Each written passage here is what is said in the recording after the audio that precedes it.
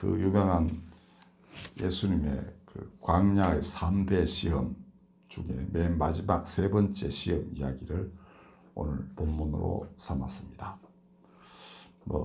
이 사탄은 창세기에 그 에덴 동산에서 하와와 아담을 유혹한 그 뱀으로 알려져 있습니다. 근데 해석이 구구하죠. 그 사탄이 정말 그 악의 근원이라면 왜 사탄이 생겼는지에 대한 해명이 있어야 되는데 성경은 그에 대해서 이런 방구 언급이 없습니다. 결국 선악과 사건도 보면은 중요한 것은 유혹받아 가지고 선악과를 따먹은 인간에게 집중되어 있고 그렇습니다. 그 다음에 노아의 때 대홍수 심판이라든지 소돔과 고모라에 대한 심판의 경우에도 그게 사탄이 어떻게 했다 이런 것보다는 사람들의 죄악이 온 땅에 관영하였다. 노아의 때에는 온 땅에 널리 퍼져서 이제는 도저히 어떻게 해볼 도리가 없는 상황이 되었다 이런 거고, 소돔과 그 고모라의 죄가 하늘을 찌를 듯하였다. 이러니까 그거 다 사람이 저지른 것입니다. 그런 점에서 이 3대 시험의 내용 하나하나를 살펴보면은 사람 마음 속에서 일어나는 그 욕망 같은 것을 이렇게 표현을 한 것입니다. 예수님은 세례받았을 때 하나님의 사랑하는 아들이라는 징표가 있었습니다. 성령이 비둘기처럼 임하셨고, 그런데 그 즉시 성령이 또 그 비둘기처럼 임하여서 하나님의 아들이라고 확정해 주신 성령께서 그를 휘몰아 가지고 광야에 데리고 간 뒤에 굶주리게 하셨습니다. 그때 이제 한 40일쯤 됐을 때 사탄이 나타나서 시험을 하였다라는 것입니다. 사람의 아들로서 심판을 받으신 거죠. 사람 몸으로 태어나셨으니까. 그리고 저도 거기에 동조합니다만은 이때 받으신 그 시험의 내용은 굶주린 사람에게는 빵이 절실하죠. 단식 투쟁한 사람들 얘기 들어보면은 그 자기가 원래 목적으로 했던 어떤 정의 이거보다는 배고픈 것 때문에 먼저 생각이 걸로 가 있답니다. 그래서 오히려 김문수가 그럽니다. 투쟁력이 떨어진대요, 단식하면. 원래 이 정의를 추구하기 위하여 힘써 노력해야 될 게 있는데 그거보다는 이 배가 고파서 못 견디겠는데 하는 생각이 강하답니다. 어쨌든 그 먹는 거는 제 1의 욕구이고, 그 다음 명예욕이라는 게 있죠. 하나님이 나를 보호해서 모든 것을 지키신다 하는, 이것도 어떤 면에서는 인간의 그 아주 신선한 듯 하면서도 또 인간이 스스로 하나님처럼 되어버리는 어떤 그런 욕구를 반증하고 있습니다. 세 번째 시험은 오늘 본문인데, 천하 만국 모든 것이 내 거다. 내가 그 주인이다. 내가 모든 걸 가지고 싶다. 그리고 그 욕망은 정당하다. 그런 욕구가 있죠, 인간에게. 가지고 있는 사람이 더 많이 가지려 하고, 특히 한 국가의 그 독재자는 국민들 모두를 자기 거로 생각합니다. 옛날 제왕들이 다 그랬어요. 지금도 마찬가지입니다. 이곳저곳에서 일어나고 있는 독재자들이 국민 힘으로 가지고 전쟁에 몰아넣고 자기는 그냥 끝까지 살고, 이런 것들이 다 천하 만국의 영광을 자기가 가지려는 그런 욕망이고 인간에게 다 있다는 것입니다. 예수님처럼 온 세상을 하나님께로 이끌어 가실 분에게 이 시험은 굉장히 어려운 시험이죠. 내가 다 이걸 끌고 가서 어떻게 해야지라는 이런 생각을 이 시험이 이제 내포하고 있는 것입니다.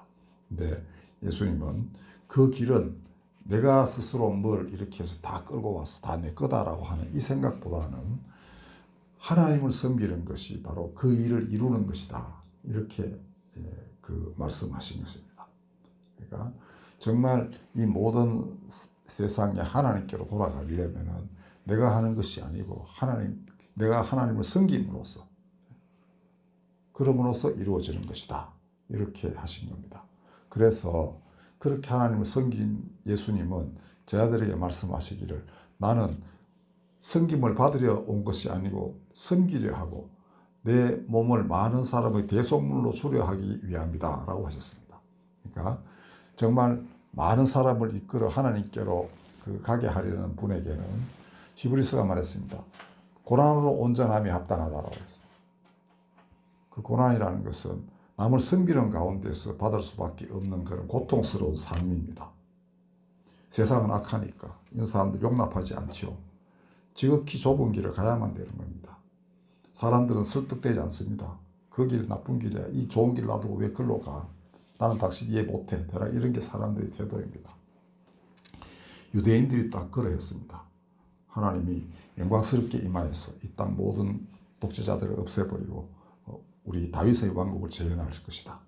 이런 게 이제 예수님에게는 지금 그가 하나님 나라를 선포하게 들어가는 그 이스라엘 백성은 지금 그런 생각이 가득 차 있는 겁니다. 가난하고 헐벗은 사람 많죠. 먹을 게 필요하고. 그 다음에 하나님의 백성이라는 이 자부심, 그것으로 온 세상의 모든 민족보다 더 위에 서고자 하는 이런 욕망도 있고, 그 다음에 정말 그 왕국을 가지고 온 땅을 다스리는 이런 어떤 욕심 같은 것도 있던 그런 유대인들에게 예수님은 가서 하나님 나라를 전파하는 데에는 그런 태도 가지고는 안 된다. 말씀으로. 그 다음에 하나님을 시험하지 마라. 그리고 오직 하나님을 섬기는 것, 그것만이 진실로 택함받은 백성들이 해야 할 도리이다. 이제 내가 그것을 친히 보여준다. 이런 마음으로 거의 공생애를 다 지내셨던 것입니다. 이 세 번째 시험은 마지막 때, 예수님이 말씀하신 그 마지막 때, 다시 와서 내가 모든 것을 회복할 것이다 라는 그 마지막 때에 관한 것이라 해도 과언이 아닙니다. 자, 마지막 때는 악이 최종적으로 심판을 받고 사라지는 그것을 마지막 때라고. 마지막이 뭐가 마지막이냐 하면 이 세상이 없어지는 것이 아니고 악이 없어지는 것입니다. 이 세상 속에 스며들어 있는 악이 없어지는 것. 근데 그때 상황은 악이 사람들 마음속에 속속들이 파고들어 있어서 꼭 노아의 때와 같다라는 겁니다. 롯의 때와 같다. 이렇게 해도 두 가지 사례를 드셨습니다.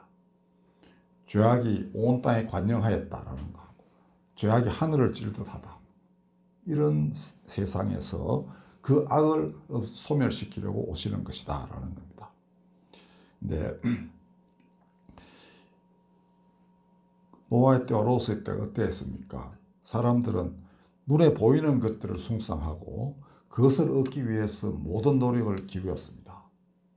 그렇죠? 그냥 자기 좋은 대로 다 살고자 했습니다. 자신을 짓고 이 세상을 지으신 하나님의 뜻이 무엇인지에 대해서는 조금도 생각하려 하지 않았습니다. 그런데 창세기에 보면 하나님이 사람을 지으시고 세상 만물을 다스리라고 하셨습니다. 그리고 아담에게 이렇게 생물들을 데리고 와서 이름 짓는 것을 이렇게 보셨어요. 이름을 짓는다는 것은 그 존재를 인정한다는 것입니다. 없애려 하는 것이 아니고 내 부속물로 만드는 게 아니고 그 독자성을 인정하는 거예요. 아, 너는 누구다. 그러니까 너는 이런 삶을 산다. 내가 그걸 보존하고 존중해 주마. 이것이 이름 지어주는 사람의 그 의무입니다. 권리라기보다는 의무예요. 그러니까 인정해 주고 그걸 보존해 주는 것. 이것이 사람을 이 땅에 있게 하신 하나님의 뜻이라는 것입니다. 그러므로 보존하고 인정해 주는 게 뭡니까? 그게 바로 섬기는 것입니다. 그러니까 다른 사람뿐 아니라 세상 만물도 보존하고 섬기고 하는 것.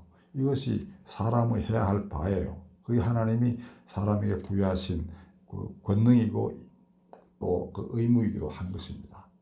그 대단한 권능이죠. 모든 세상 만물을 다 이름도 주고 역할도 주고 서로 조화롭게 살게 해주고 하는 이게 사람이니까 그 권한이 막강한 것 아닙니까? 그러나 그건 또 아주 중대한 의무이죠. 그건 섬기는 성격을 지닌 그러한 권한이라는 것입니다. 하나님은 인간에게 그렇게 살라고 가르쳤는데 이 지금 하나님 온데간데 없고 내 좋은 대로 내 마음 내키는 대로 온갖 걸 다 막 조작하고 지배하고 때로는 없애기도 하고 이게 이렇게 산다는 것입니다. 파괴하고 하는 것. 그런데 예수님이 말씀하시기를 마지막 때 그 악을 소멸하기 위해서 내가 다시 올 때에 세상이 노아의 때와 같고 롯의 때와 같을 것이다 하셨습니다. 지금이 그러합니다. 사람들은 눈에 보이는 것들을 숭상하고 하나님은 아랑곳하지 않는 지금 시대가 됐습니다. 그 미국의 그 템플상, 그 종교계의 노벨상을 받은 테일러라는 학자가 썼어요. 90년대에 이미 미국 사람들 마음에 그전에 비해서 현재의 하나님이 차지하는 비중이 줄어들었다는 겁니다. 하나님께 묻지도 않고 하나님이 계시는지에 대해서 두려워하지도 않는 이런 상황으로 미국이 바뀌어갔다고 했습니다. 벌써 30년 전에 그렇게 미국 사회를 진단한 사람이 있습니다. 다른 나라도 뭐 비슷하죠. 우리나라도 초기 교회 때에 비하면 지금 교회는 사람들, 교인들 마음속에 하나님이 차지하고 계신 그 비중이 굉장히 많이 줄어졌다고 저는 생각합니다. 딴 게 이제 신경 쓸 게 너무 많고, 그게 또 경도돼가지고 그게 함몰돼서 살아가고 있고, 이제 이런 것이라는 거죠. 우크라이나를 침공한 푸틴, 그 다음에 1대1로 이래가지고 아시아 전체를 그 자기 손아귀에 넣어서 패권 국가가 되려는 시진핑의 욕심, 이런 것들 한번 보십시오. 그 나라 국민들도 크게 반발하지 않습니다. 왜냐하면 자기들에게 되게 좋은 것 같이 느껴지니까. 이게 이제 집단적 이기심이라는 겁니다. 개인에게도 욕심이 있지만은 이 집단화되면 그 욕심이 그냥 그만큼 비례가 되는 게 아니고 기하급수적으로 늘어납니다. 그러니까 한 명의 욕심이 1이라면 10명의 욕심은 10이 되는 게 아니고 100이 된다는 것입니다. 자, 이게 사람들이 집단 광기에 휘말려 가지고 엉뚱한 짓 저지르는 그 이유가 바로 여기에 있는 것입니다. 그리고 그 지배자들은 그걸 교묘하게 엮어 가지고 또 인간에게 그렇게 하도록 유도를 해요. 다시 말하자면 오늘의 인류는 저 세 번째 시험에 모든 인류가 지금 직면해 있는 것입니다. 그런 의미에서 마지막 때가 맞습니다. 즉 자신의 욕망, 즉 사탄에게 굴복하여 천하 만국의 영광을 내가 차지하려 하느냐, 아니면은 그 천하 만국을 지으신 하나님을 섬기는 선택을 할 것이냐, 이 기로에 서 있는 것이 바로 오늘의 현대인 그 인류라는 것입니다. 굉장히 큰 시험입니다. 근데 예수님은 단호히 말씀하셨습니다. 사탄아 물러가라. 주 너의 하나님을 경배하고 다만 그를 섬기라. 이 옛날에 하나님이 이미 하신 말씀이라는 겁니다. 실제로 그러했습니다. 거기 보면은 여러분들 그 성경 각주에 이렇게 나와 있습니다. 주 너의 하나님을 경배하고 다만 그를 섬기라라는 것이 그 신명기서에 보면은 이 부분이 확실하게 나와 있습니다. 그러니까 쉐마 이스라엘이라는 것이 바로 그것입니다. 자, 그런데 지금 현대의 상황을 한번 살펴봅시다. 정말 이 3대 시험 중에 가장 마지막 시험, 이 엄청난 시험을 직면하고 있는 인류가 어떤 선택을 할 것인가? 자기 나라 이익을 먼저 우선시하고 그에 따라서 무슨 선택을 하게 되면은 시험에 지는 것입니다. 그러면 악은 더욱 기승을 부리고 많은 사람들이 우려하는 3차 세계대전이 일어날 수도 있습니다.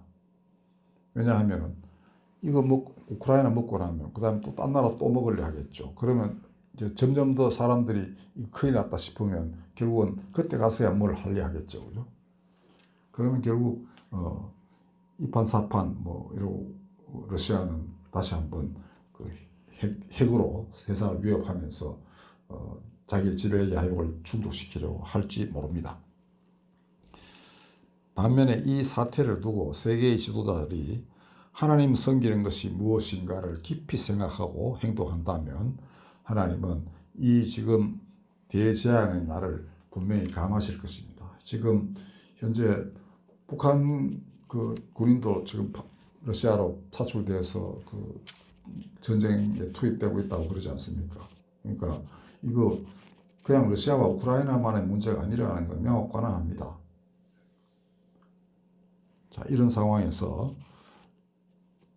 무슨 일이 벌어질는지 누구도 짐작하지 못하고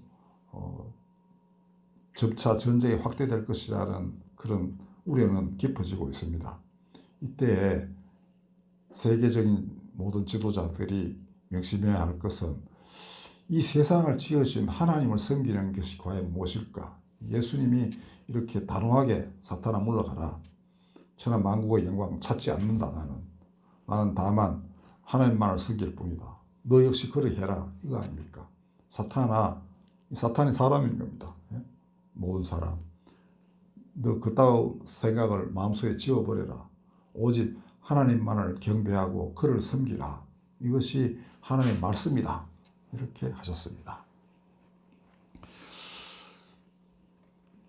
대재앙의 날을 감하신다는 말씀은 마태복음 24장에 나와 있습니다.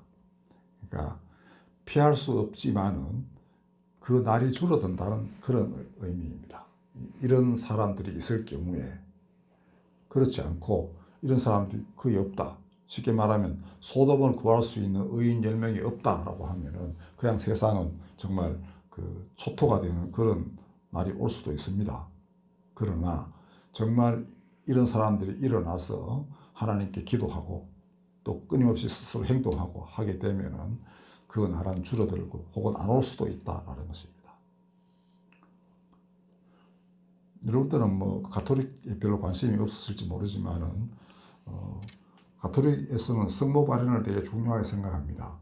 근데 요새 보면은 저도 옛날부터 그 정보를 갖고 있었어요. 메주고리에 성모 발연이라는 게 있습니다. 옛날에 파티마 성모 발연도 있고. 근데 거기 보면은 지금 너희가 정말 기도하지 않으면 안 된다. 이렇게 했습니다. 사람이 할 수 있는 게 뭐 무기 들고 싸우는 것도 있지만은 더 중요한 것은 교회가 해야 할 일은 평화가 올 수 오도록 기도해야 하는 것입니다. 평화를 오게 하는 자가 하나님의 아들, 딸이라고 일컬음을 받습니다. 사람들이 경고를 한 거죠. 사람들이 자기 멋대로 살아가니까 너 걸어가지 마라. 이 세상의 평화를 위해서. 사람들이 정말 하나님의 형상을 회복하도록 너희가 힘써 기도하여라. 그리고 행동하여라. 이렇게 계속적으로 메시지를 보내나 봐요. 저도 그러실 수 있다고 생각을 합니다. 가톨릭에서 성모 발연은 그렇게 이상한 일이 아니에요. 대만 개신교인들은 그거 무시하지만 이거 우리 원래 가톨릭은 개신교의 모태예요. 1500년간 가톨릭만 있었습니다. 자, 그러면 전 세계적으로 많은 일들이 일어나고 있습니다. 이란에서도 보면은 오히려 히즈볼라 같은 거 없어지는 게 더 좋다고 생각하는 이란 사람들이 훨씬 많다고 해요. 그러니까 한 10% 정도만 뭐 그쪽이지 나머지는 대부분 이스라엘과 전쟁하는 것도 원치도 않고 평화로운 삶을 더 추구하고 자유를 추구하고 이렇게 되어 있다는 겁니다. 이들이 같이 일어나야 되는 거예요. 그러면 지도자도 마찬가지로 그 마음을 헤아려 가지고 무슨 선택을 해야 됩니다. 이스라엘에게도 이거 대단히 큰 시험이에요. 어디까지 가서 멈추느냐. 언제 이걸 영원한 평화가 그 예루살렘에 임하도록 그렇게 할 거냐. 이거 이스라엘의 몫이에요. 언젠가 제가 그렇게 제목을 가지고 말씀드렸죠. 예루살렘의 평안을 구하라. 예루살렘의 평안을 구하지 않는 나라와 민족은 어떻게 보면 하나님을 섬기는 자가 아니라고 볼 수 있습니다.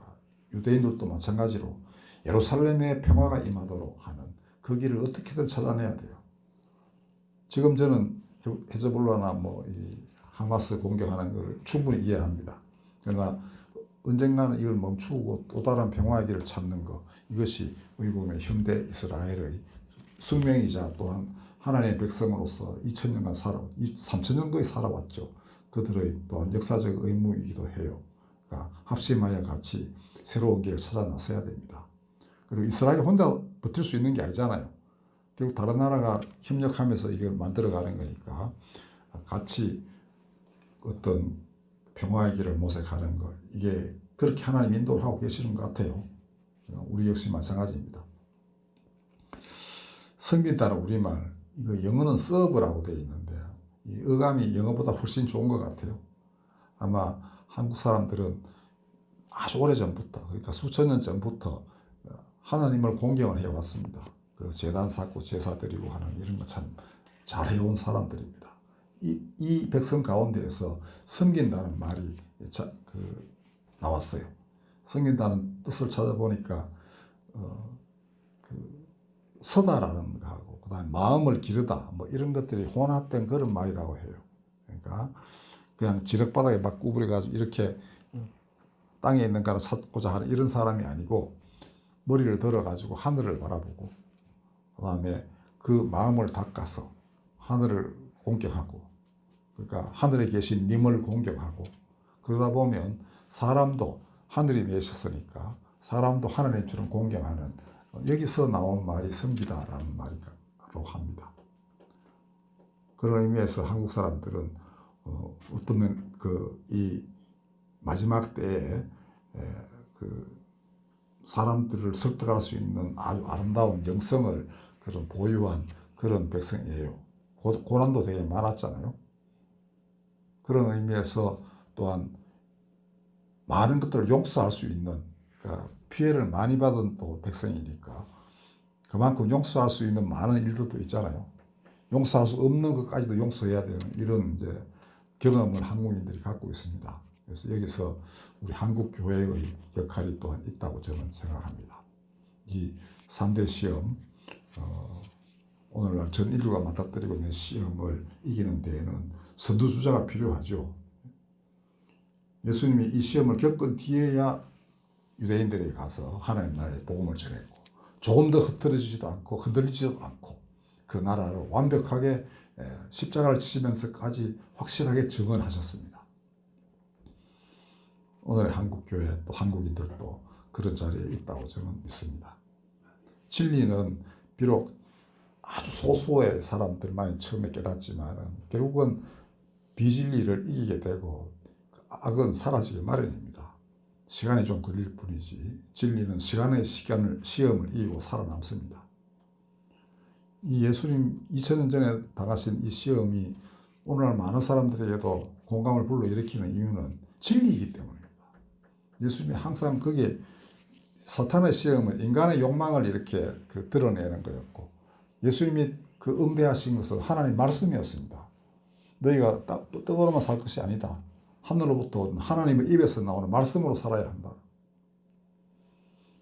하나님 성전에서 떨어지면 천사가 바칠 것이다. 그렇게 기대하고 떨어지고 하는 그 어떤 명예욕 같은 거 이런 것도 버려라. 하나님 시험하지 마라. 이렇게 했습니다. 그리고 여기서는 오직 주 하나님만 경배하고 그를 섬기라. 이렇게 했습니다. 이 진리의 말씀이 결국은 이 마지막 때에도 유효하다는 거 여러분들 명심하십시오. 그리고 이 말씀을 따라 하나님을 섬기면 그가 바로 하나님의 아들, 딸들이 되는 것입니다. 그리고 그들을 통하여 하나님은 천상천하 모든 것이 그리스도 안에 통일되는 그 하나님의 나라를 이루시게 됩니다. 아멘. 기도하겠습니다. 오직 하나님만을 섬기라. 이 한마디가 지금을 살고 있는 이 땅 모든 사람들이 마음에 새기고 또 새겨서 이 세상을 하나님께로 돌이키게 하는 그런 날이 오게 하여 주옵소서. 얼마나 간단합니까? 그러나 지키기는 참으로 어려운 말씀입니다. 입에는 답니다. 그러나 배에는 얼마나 쓰겠습니까? 그것을 이루어내는 것이 그토록 어려운 줄 다 알지만 하나님, 이 길 외에는 인간이 살 길이 없사오니 수많은 사람들의 마음속에 이 말씀 심어주셔서 당신의 뜻을 기필코 이루어 주옵소서. 예수님의 이름으로 기도하였습니다. 아멘.